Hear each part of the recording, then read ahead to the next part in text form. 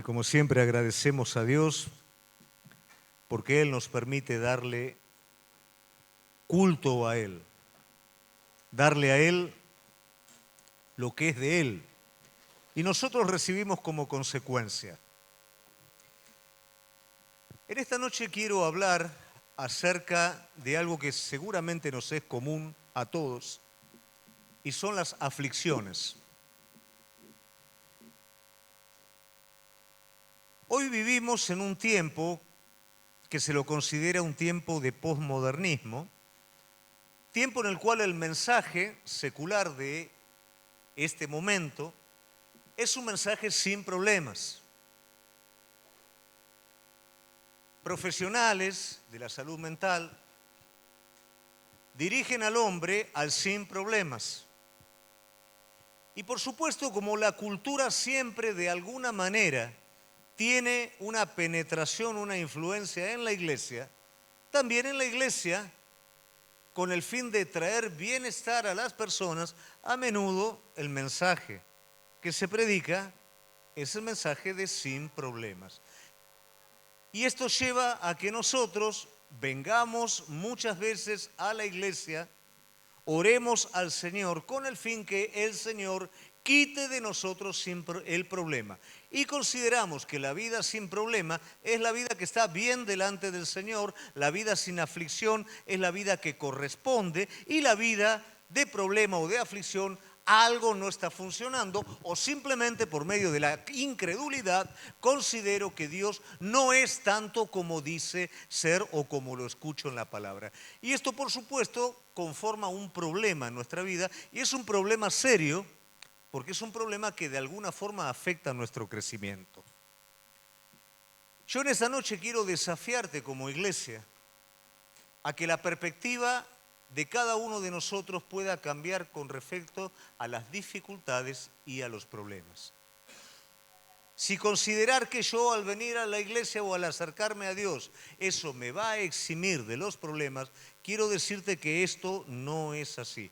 Aunque lo escuches, esto no es así, y tengo una base para decírtelo, y esa base es la palabra de Dios, es la historia que narra la palabra y los hombres de Dios que han sido utilizados a lo largo de todos los tiempos para poder restaurar el testimonio de Jesucristo en esta tierra. No fueron hombres libres de problemas, sino fueron personas que atravesaron dificultades y permanecieron firmes y crecieron en medio de ella. La dificultad no es algo que debe de salir de nuestra vida, sino es algo que debe producir en nuestra vida el propósito de Dios. Lejos está Dios de ser indiferente a la vida de cada uno de nosotros y a la falta de crecimiento en nuestra vida, porque Dios sabe que una vida crecida, una vida madura, es una vida plena. No podemos acceder a la plenitud que estamos buscando si en nuestra vida no hay madurez, no hay crecimiento. Y las dificultades, las aflicciones, de alguna manera cumplen esa función en el taller de Dios de formar nuestra vida para la plenitud. Las aflicciones no tienen que ver con demorar el crecimiento, con atentar contra el crecimiento del Hijo de Dios, sino todo lo contrario, formar al Hijo de Dios, fortalecer y madurar a Él. En el Nuevo Testamento nosotros tenemos a alguien que es una de las personas más productivas. ¿Quién sería? A ver si me lo sabes decir. El apóstol Pablo, por supuesto.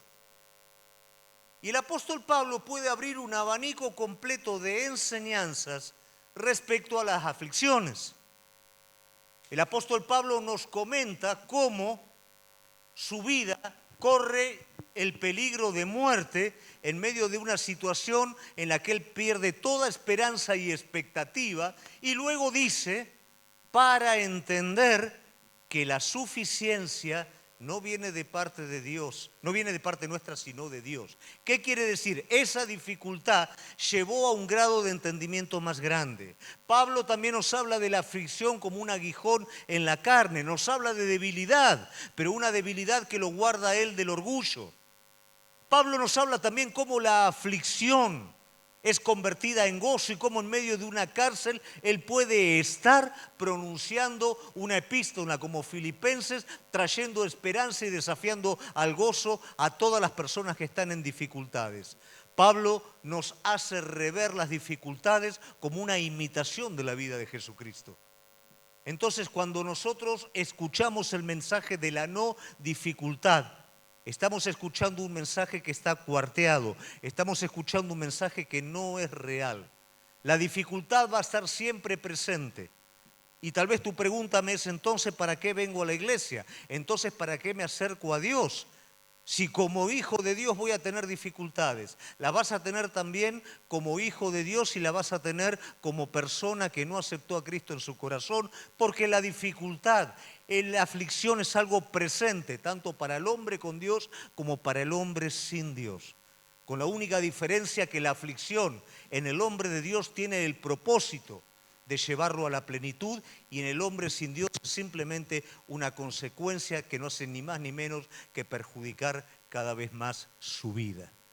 Entonces, en esta noche yo quiero que como iglesia podamos tener la perspectiva correcta con respecto a las aflicciones y que cada uno de nosotros podamos revisar en esta noche la aflicción por la cual estamos pasando y poderle dar el sentido correcto. Porque tal vez vos en esta noche estás peleando con sacarte eso de encima y estás pensando que cuando esto se termine todo va a ir mejor.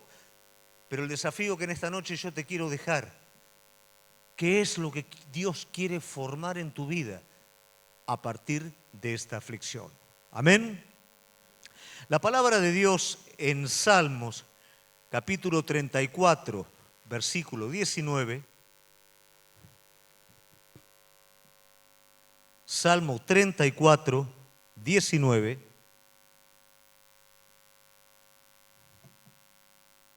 Nos dice de la siguiente manera: muchas son las aflicciones del justo, pero Jehová lo librará de cada una de ellas. Muchas son las aflicciones del justo.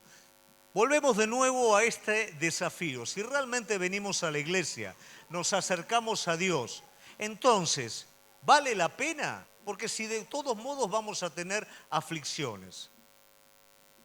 Pero la realidad en todo esto es que el justo va a tener aflicciones con respecto a la maldad de este mundo. Va a tener aflicciones con respecto a una naturaleza rebelde que no quiere saber nada con Dios. Va a tener aflicciones con respecto a un sistema que es ajeno a Dios, que es el mundo en el que vivimos.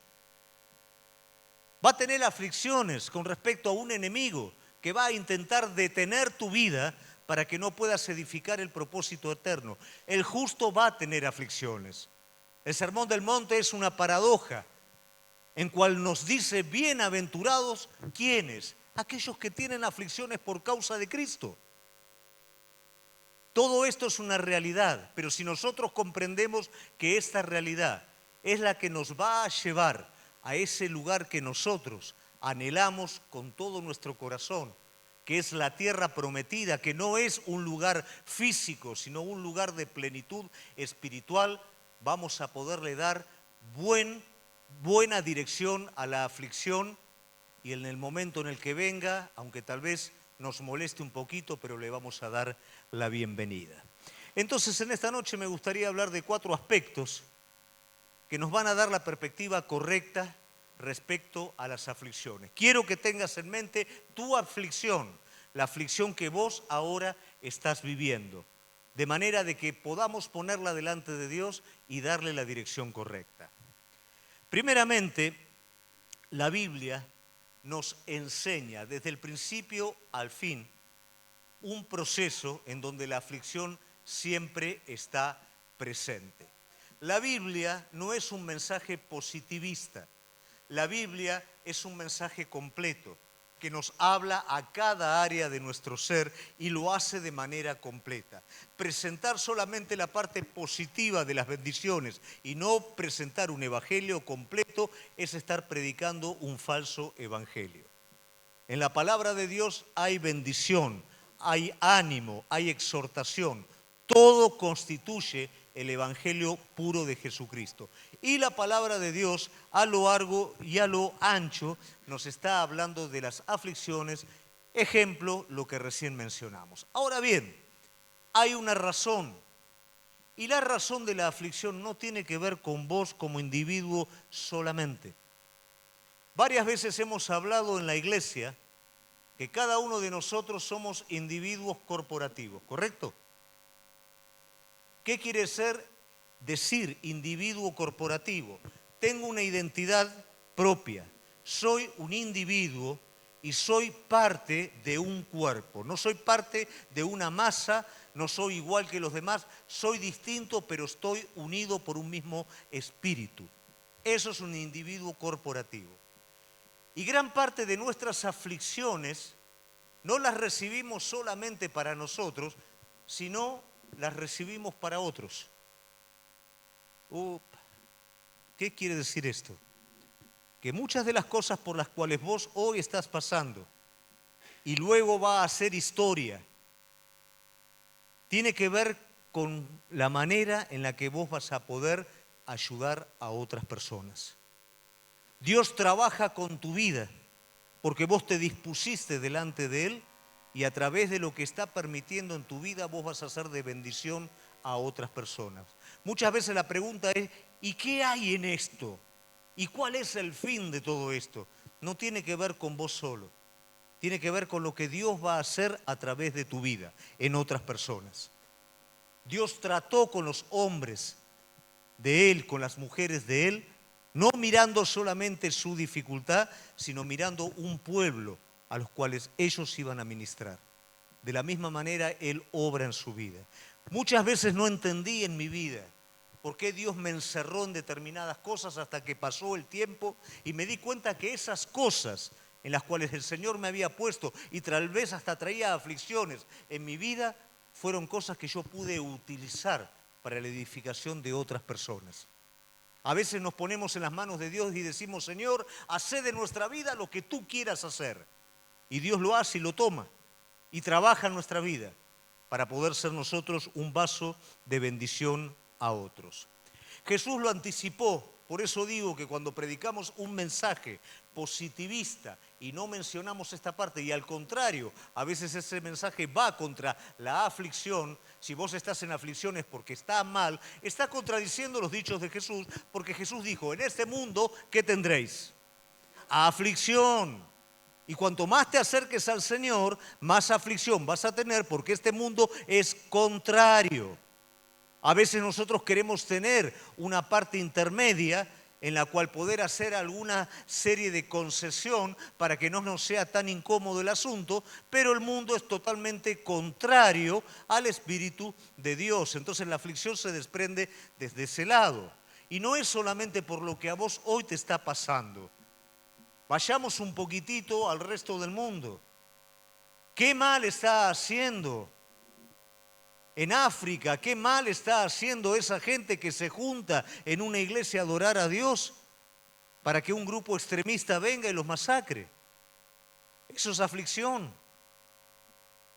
Eso es dolor, eso es incomprensión, eso es reacción del mundo a la verdad de Cristo. El mundo no tolera la verdad, el mundo no tolera a Cristo, tolera sí a un Cristo mezclado, a un Cristo sin autoridad que haga concesiones, pero no a un Cristo puro, no lo tolera. Y esas son las aflicciones del justo. De la misma manera que lo afligieron a Jesús, también iban a afligir a sus discípulos. Y también vamos a ser afligidos nosotros, por causa de la verdad, por causa de la justicia. Entonces, si yo considero que todo tiene que ser un sin problemas, no voy a poder crecer. Jesús dejó bien claro el precio de seguirlo a Él.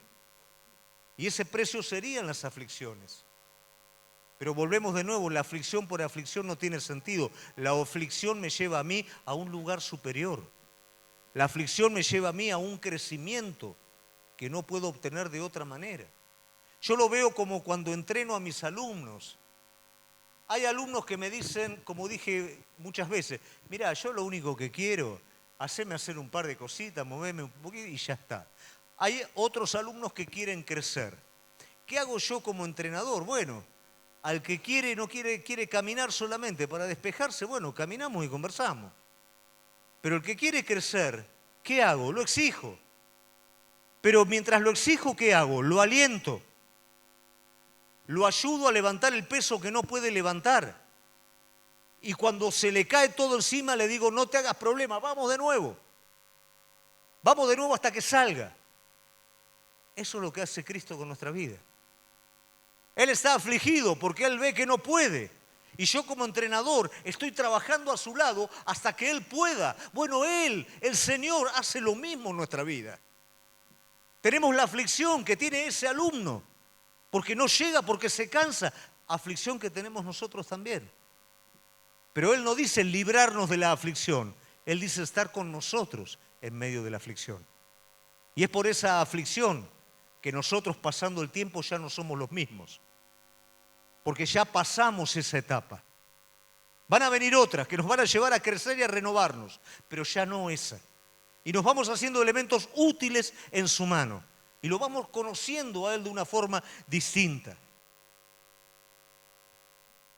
Dios no apoya la pereza. Dios no bendice dejándote en el mismo lugar en el que estás. ¿Qué padre haría eso por su hijo? ¿Qué padre no desafiaría a su hijo a crecer? ¿Qué padre no le daría lo mejor a su hijo para que su hijo alcance lo más alto? ¿Cuánto más el Padre de los Espíritus no va a hacer esto por la vida de cada uno de nosotros?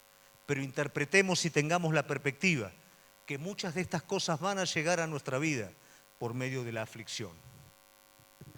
La aflicción nos permite llegar a la plenitud de Cristo. La tierra prometida del Antiguo Testamento es la plenitud en Cristo del Nuevo Testamento. Y la pregunta es, ¿qué es plenitud? Plenitud no es sentirme bien sin problemas.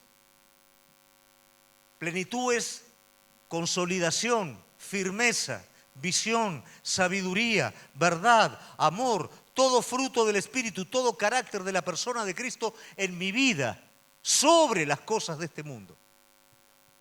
No es no tener problemas, es estar sobre los problemas. No es no tener desafíos. Es creer que Dios es superior al desafío que yo tengo. Pero todo eso es un asunto interno. No es que la cosa salga bien de afuera. No es que yo me sienta bien. No es que nadie me haga nada. Eso es afuera. La plenitud es todo eso adentro. Aunque me hagan algo, yo respondo de la manera correcta. Aunque me enfrente a un imposible, confío que Dios es Dios de lo imposible. Pero toda esa plenitud es adentro. Y Dios trabaja para que cada uno de sus hijos llegue a ese lugar. No que seamos movidos por cualquier viento, por cualquier pensamiento. Hoy adoramos a Dios como el pueblo de Dios en el desierto y mañana hay una dificultad y nos queremos volver a Egipto. De esa manera nunca podemos alcanzar la plenitud. Pero cuando en medio de la aflicción podemos tomarnos de la mano de Él y podemos interpretar la aflicción de la manera correcta, crecemos, nos fortalecemos y vamos llegando a la plenitud en Cristo Jesús. Nos mantenemos como un ancla en medio de la tempestad de este mundo y podemos darle esa seguridad a otras personas. La aflicción nos atrae a Dios. Segunda de Crónicas 15, 3 y 4. No sé si se puede poner, Gonzalo.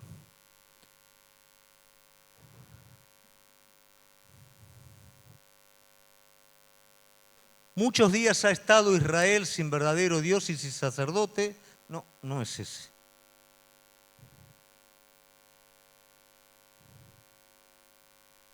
No, no es ese. A ver. Segunda de Crónicas, fíjate, 1, 3 y 4. A ver. No, ninguno de esos es. Tengo el problema de no tener la tablet, entonces me equivoco. No importa. La mención que hace es que el pueblo de Dios, en medio del tiempo de bonanza, era indiferente a Dios. Y en medio de la dificultad se acercaba a Dios. Dios reclama esto de su pueblo. Dios lo menciona en el ciclo de los jueces. Cuando el pueblo tenía paz, apostataba de Dios. Y cuando el enemigo prevalecía sobre el pueblo y afligía al pueblo, se volvía a Dios. Y esta es una realidad que no solamente está presente en el pueblo del Antiguo Testamento, en el pueblo israelita, está presente en nuestras vidas también, porque esto es parte de nuestra naturaleza. Nuestra naturaleza no se sujeta a la ley de Dios, tampoco quiere hacerlo. Si todas nuestras cosas estarían resueltas, o bien no estaríamos acá, o estaríamos acá en un estado de complacencia, totalmente dormidos. Si la aflicción no estaría presente, no habría un desafío a dar un paso más, a ir por más de parte de Dios. Y esto es porque en nuestra naturaleza no mora el bien y es contrario al Espíritu de Dios. Esto es así para todas las personas. Entonces, ¿qué pasa? Dios permite ciertos momentos de dificultad en nuestra vida para que el hombre pueda acercarse a Dios, para que vos tengas hambre y sed de Él. Difícilmente en la abundancia tenemos hambre y sed de Él. ¿Por qué? Porque tenemos entretenimientos que sustituyen. Pero cuando eso no está presente, nos damos cuenta de nuestra necesidad inmediata, estamos siendo afligidos y nos volvemos completamente a Él. Veamos en el pueblo de Dios. El pueblo de Dios con Jacob baja a Gosén, en medio del hambre más grande que hay en la tierra. Se estaciona al lado de Egipto, en donde hay abundancia en Egipto. Comen todo lo que ellos quieren comer, prosperan. ¿Por qué? Porque por medio de José ocupan un lugar de privilegio, pero se olvidan, pasado el tiempo, del propósito de Dios para sus vidas y se duermen al propósito de Dios. Entonces van pasando las generaciones y el pueblo que gozaba de una libertad tremenda en Egipto y de una prosperidad, dormido al propósito de Dios, lentamente va siendo esclavizado. Se levanta un faraón que no conocía a José y lentamente esa prosperidad se va tornando en esclavitud.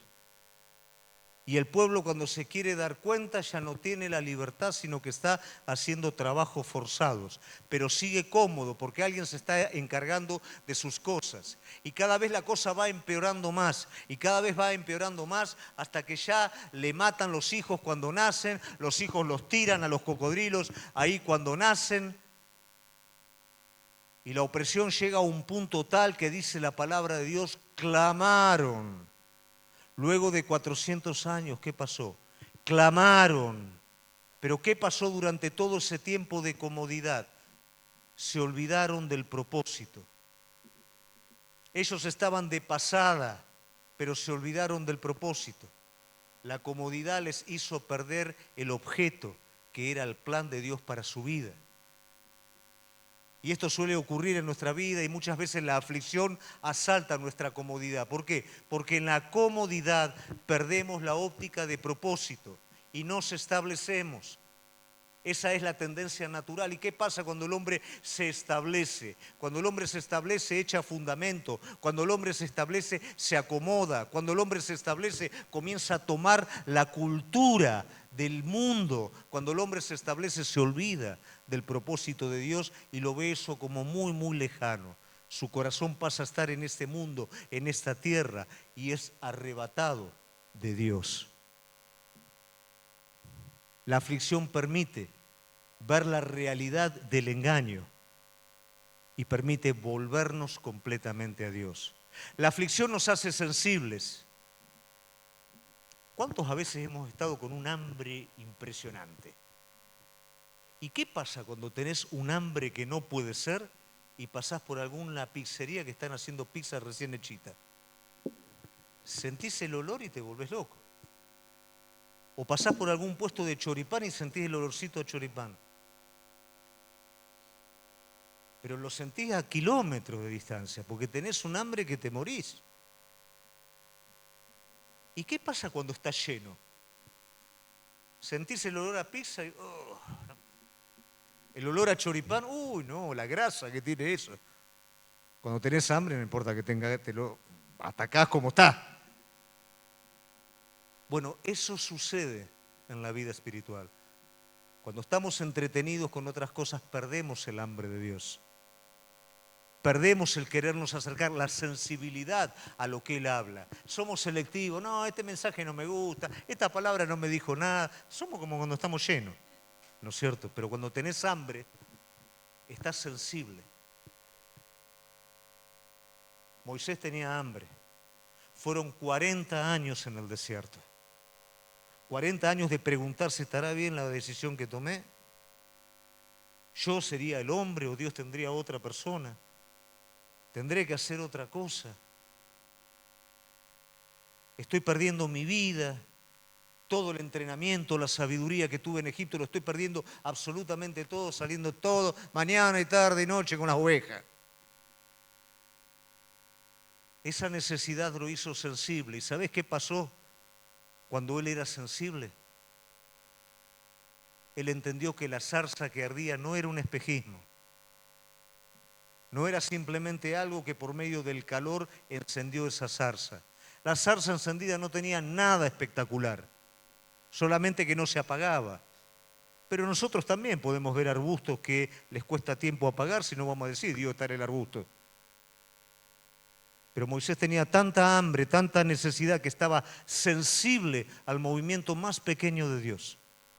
Y él pudo entender que en esa zarza estaba el Señor. Él no dijo, es el calor que me está haciendo ver locuras, no dijo, esto es un espejismo, me estoy volviendo loco, no, él dijo, ahí está el Señor. Esa aflicción lo hizo sensible y de la misma manera a nosotros la aflicción nos hace sensibles, no solamente nos acerca, nos hace sensibles a Él también. Amén, ¿lo vamos entendiendo? Vamos teniendo una perspectiva diferente de la aflicción. Después no le pida, Dios dame aflicciones, no. Dios se la administra como Él quiere. No se la crea después. Cuando Dios nos encierra, suele haber una aflicción cuando se nos bloquean los caminos. Algo que usted tiene que tener en claro. Su vida va a ser muchas veces encerrada por el Espíritu Santo.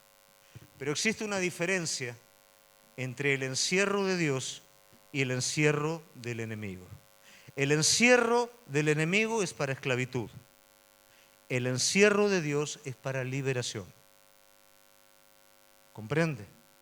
Dios va a encerrar su vida para que usted sea liberado de aquellos limitantes que a usted lo hacen continuamente repetir la misma historia. ¿Por qué usted repite la misma historia? Porque en algún momento se escapa. Tal ciclo,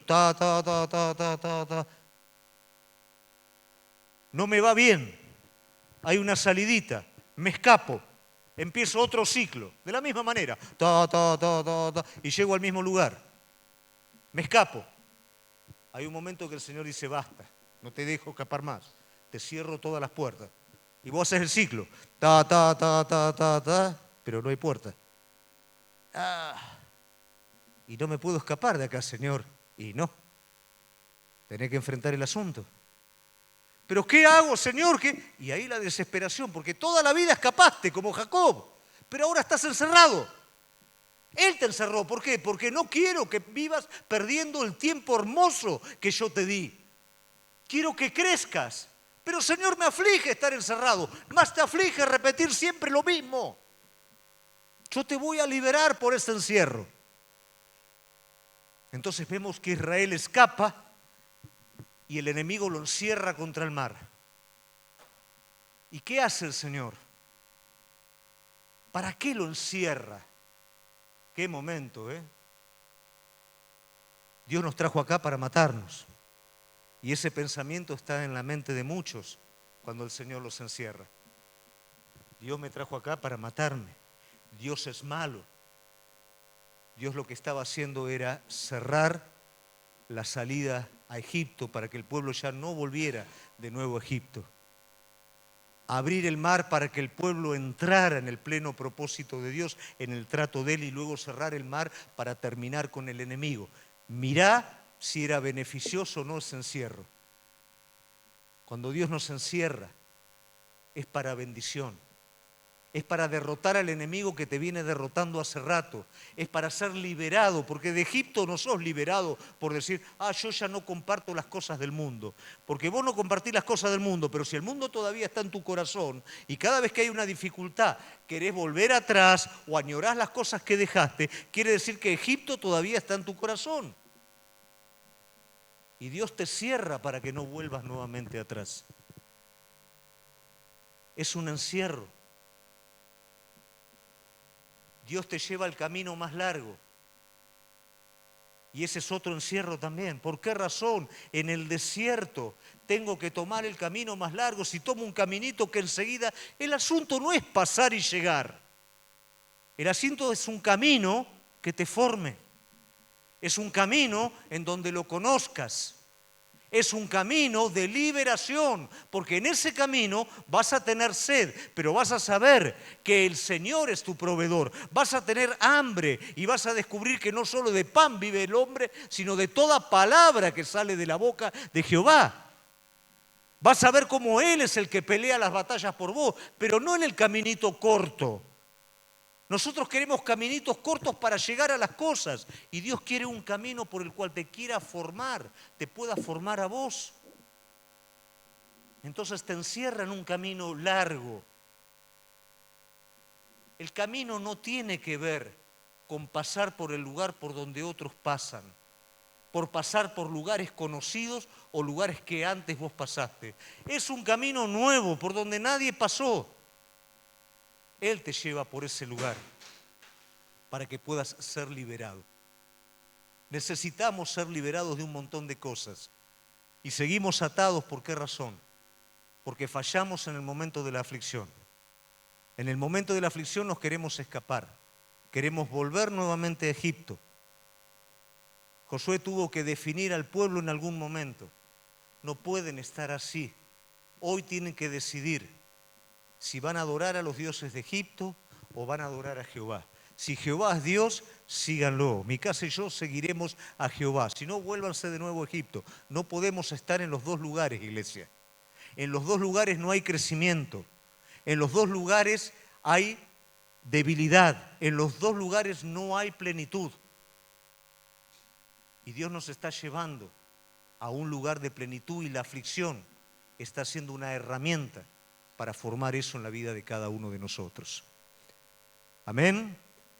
¿Se va entendiendo? Y finalmente, la aflicción hace algo que no podemos lograr con nuestras propias fuerzas, y es ensancharnos. Cuando nosotros vemos la palabra de Dios nos habla de amor, nos habla de humildad, nos habla de santidad. Y nosotros, ¿qué es lo primero que queremos hacer? Queremos cumplir con todo eso. Y nos damos cuenta que no podemos hacerlo. Porque no es un asunto de cumplir con eso de manera natural. Nuestro espíritu tiene que ser ensanchado. Nosotros tenemos que ser vaciados para que, llenos de la persona de Cristo, pueda defluir de nuestras vidas su persona en todo fruto espiritual. Pero si lo queremos hacer como una regla, no lo vamos a poder hacer, nos vamos a frustrar, nos vamos a desgastar y no funciona de esa manera. Ahora, ¿qué hace Dios en nuestra vida? Ensancha nuestro espíritu. Y la realidad es que no hay forma de que nuestro espíritu sea ensanchado no siendo a partir de las aflicciones. Nosotros queremos soluciones rápidas. ¿Qué queremos en nuestro matrimonio? Que nuestro esposo haga lo que nosotros decimos y nuestra esposa haga lo que nosotros decimos, nuestros hijos hagan lo que nosotros les decimos, nuestros padres hagan lo que nosotros les decimos. Eso es lo que queremos nosotros y si todo está así, anda bien. La realidad es que no funciona y nunca va a funcionar de esa manera. Un espíritu ensanchado va a iluminar la vida de otra persona, va a afectar la vida de otra persona. Cuando vos eras mal llevado y el Señor comenzó a trabajar en tu vida y de a poco empezaste a dejar de ser mal llevado y empezó a surgir una dulzura en tu corazón. Empezaste a ser diferente. Siempre mandabas mensajes o no contestabas, ahora mandás emoticones, ¿viste? Cambiás. Contestás de una manera más suave. No te lo propusiste vos, algo pasó adentro. Hubo un quebrantamiento adentro. Hubo una visitación del Espíritu Santo, hubo una renovación espiritual. ¿Y qué produjo todo eso? La aflicción. Eras egoísta. Primero vos y después los demás. Como la mujer, ¿no? Dame a mí primero. Y después los demás. Y ahora aprendiste a correrte un poquitito y que los demás vayan primero. No lo haces por regla, por reglamentación, no lo haces por religión. Lo haces porque tu espíritu fue ensanchado. Porque la aflicción de la mano del Maestro fue ampliando ese vaso. Jesús pasó el mismo camino. Y esto es lo que nosotros tenemos que entender. Nunca Jesús hizo algo con alguna ventaja especial, sino que lo hizo a la manera nuestra para que nosotros también lo podamos estar haciendo. Jesús en el momento más difícil, ¿qué fue lo que hizo? Tomó la aflicción y la convirtió en la oración más prominente de todas, que duró horas para finalmente decir: Señor, no se haga mi voluntad, sino la tuya. Y dice la palabra de Dios que Él en la aflicción, ¿qué aprendió? Obediencia. A nosotros nos parecería que Jesús obedecía de manera fácil, pero aunque no tenía pecado, tenía una naturaleza como la tuya y la mía, que anhelaba y quería las cosas de determinada forma. Pero Él todo eso lo puso en obediencia al Padre, y aún en el momento de mayor dificultad. Hay un punto que no se le presta mucha atención y en su agonía Él rechaza la esponja con mirra que un soldado le alcanza con una lanza. Su espíritu estaba siendo más ensanchado. La oración más prominente en la que él transpiró sangre. Ahora le están acercando una esponja con mirra. ¿Qué quiere decir eso? Era un narcótico. Era para atenuar los dolores de la pasión que estaba viviendo. Y él la rechazó completamente porque decidió beber la copa de forma completa. Nosotros muchas veces nuestro espíritu, ¿por qué no se ensancha? Porque buscamos atajos. Cuando en el momento de la aflicción tenemos que pasar por ese lugar sin atajos, sin ventaja, sin escaparnos.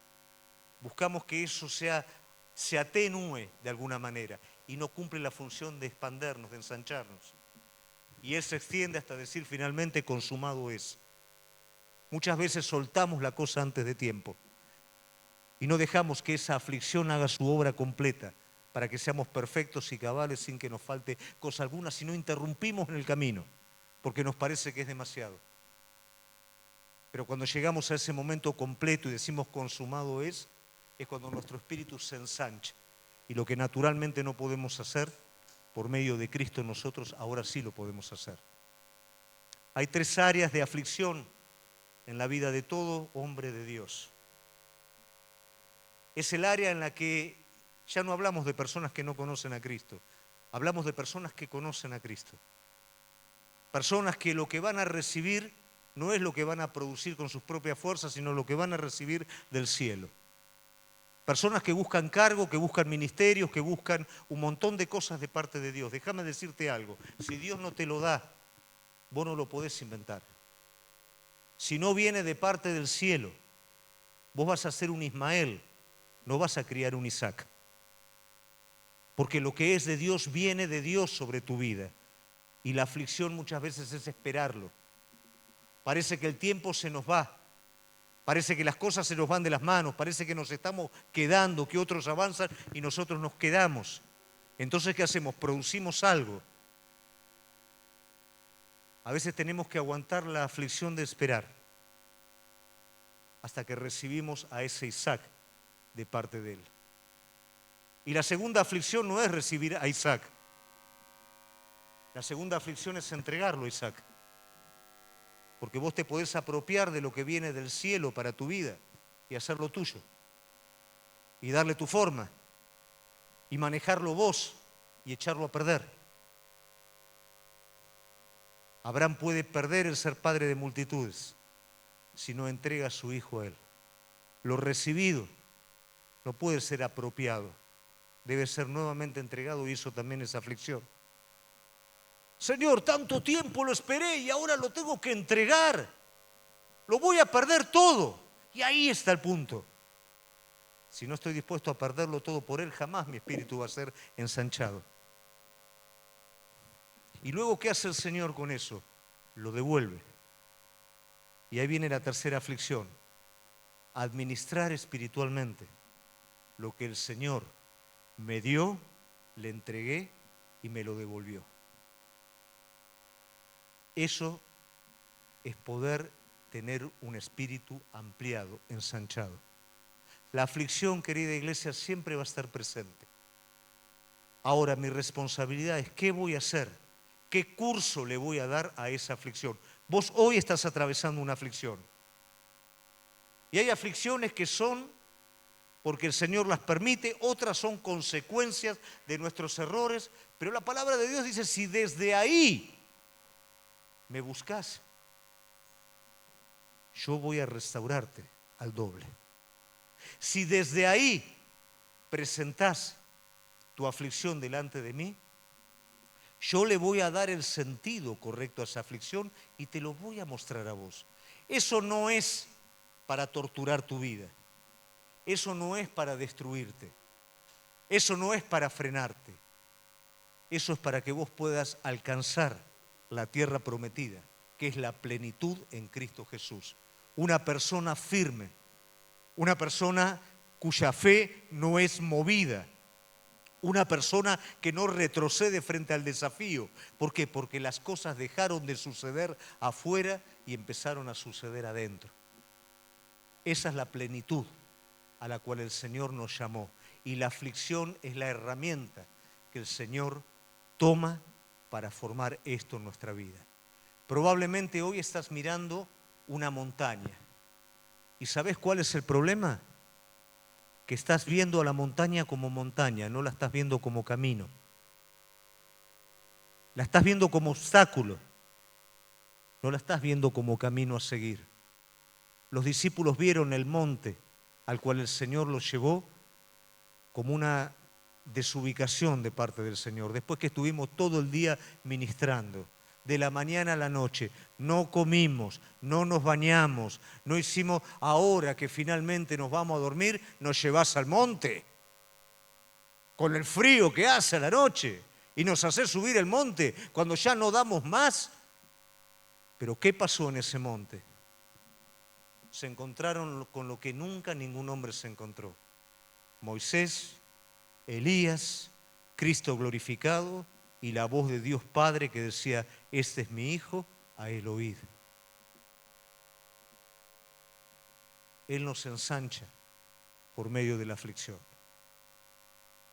Dale el lugar correcto a la aflicción en tu vida. No te lo quieras sacar de encima. Decirle, Señor, esta aflicción que yo hoy estoy viviendo no la entiendo, pero sí entiendo quién sos vos. Sí entiendo que mi vida está en tus manos. Y sí entiendo que a través de esta aflicción vos vas a formar lo mejor en mi vida. Yo en esta noche te invito a que vos puedas tomar este desafío. Que ese problema, esa dificultad, la conviertas en tu fortaleza. Amén. Nos ponemos de pie, querida iglesia.